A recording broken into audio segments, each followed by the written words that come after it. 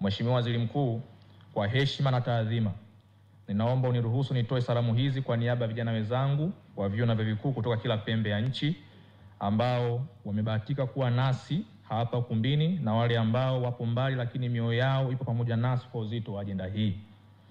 Tunapoadhimisha siku ya mazingira duniani mwaka huu chini ya kauli mbiu ya kitaifa isemayo mazingira yetu na Tanzania ijayo, tuwajibike sasa, dhibiti matumizi ya plastiki. Sisi vijana wa vyuo na vyuo vikuu tunaona ni fursa ya dhahabu, sio tu kwa kujifunza bali kwa kushiriki moja kwa moja katika harakati za kulinda mazingira yetu kwa sasa na vizazi vijavyo.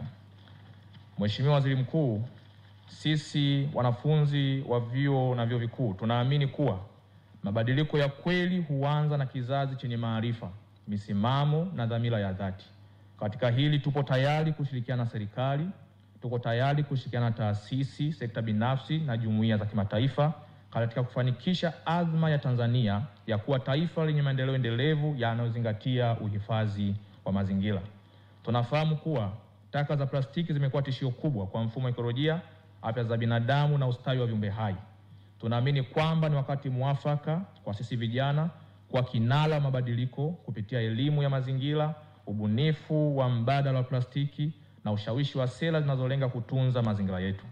Mheshimiwa Waziri Mkuu, kwa niaba ya vijana wenzangu wa vyuo na vyuo vikuu, napenda kutoa shukrani za dhati kwa serikali ya awamu ya 6 chini ya uongozi wa Mheshimiwa Rais Daktari Samia Suluhu Hassan kwa kuendelea kuweka mazingira wezeshi kwa vijana kushiriki katika majukwaa muhimu kama hili.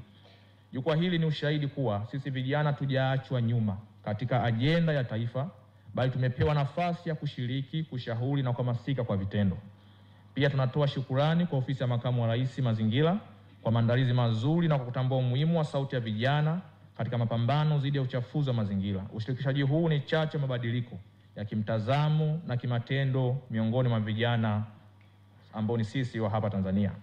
Mheshimiwa Waziri Mkuu, tunakuahidi kuwa tutakuwa mabalozi wa mazingira safi na salama kuanzia katika vyuo vyetu, jamii zetu na hatimaye taifa letu. Tutaendelea kuelimisha, kuhamasisha na kushirikiana na wadau wote kuhakikisha kuwa Tanzania inakuwa kinara wa Afrika katika kulinda na kuhifadhi mazingira yetu.